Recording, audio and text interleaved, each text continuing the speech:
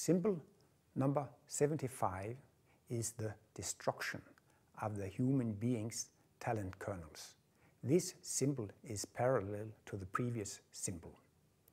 This was the last symbol where Martinus wrote an explanation, which means he wrote about 15 or 20 pages in a manuscript, which was the introduction to the symbol, but he did not really give a detailed explanation of the symbol.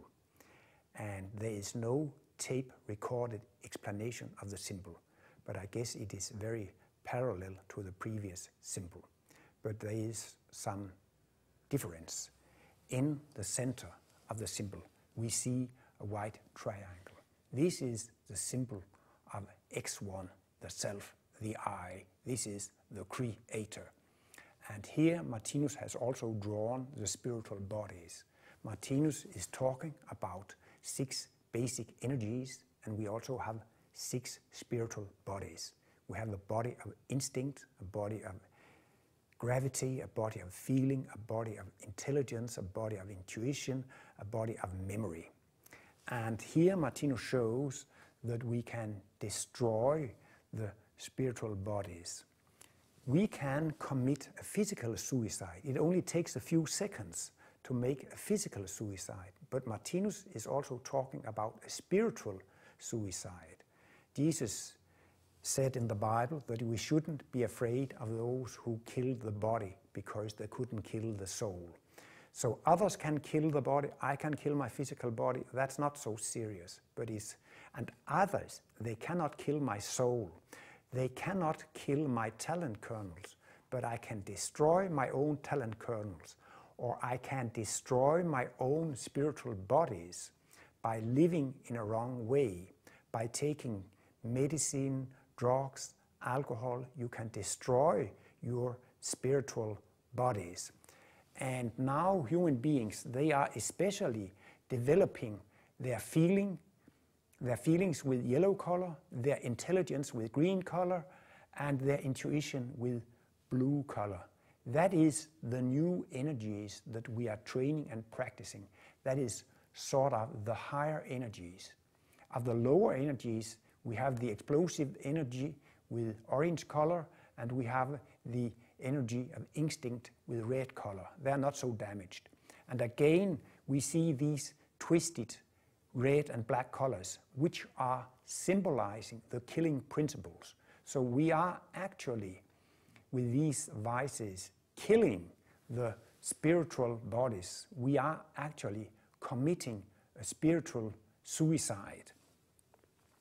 And you can kill and destroy the spiritual bodies, and you can also kill and destroy the physical body. There was no explanation of the details of the symbol, but Martinus writes about the black fire. That's the first place in his whole literature that he's writing about the black fire.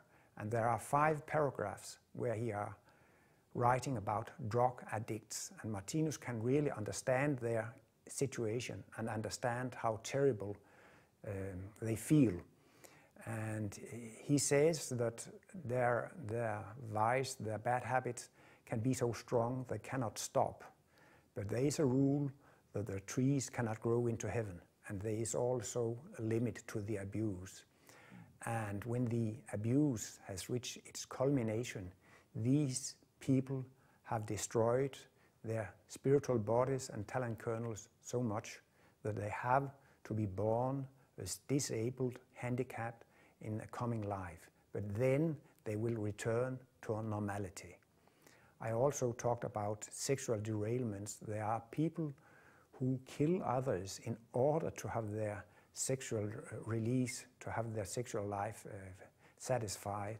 And it is a very, very serious condition if you have to kill others to have your sexual culmination. And it's also very serious if you have to take all these drugs.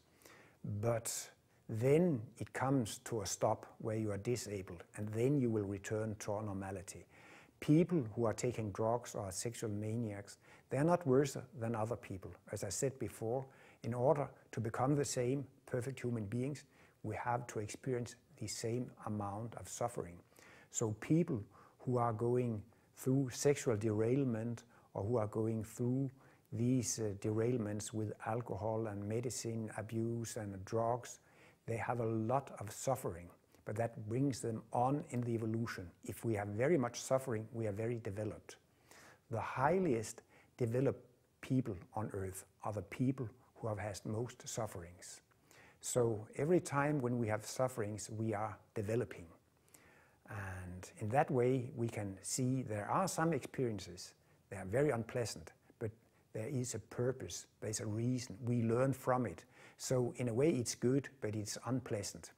So as Martinus says, there are the pleasant good and the unpleasant good, but both are good, and in that way he can say everything is very good.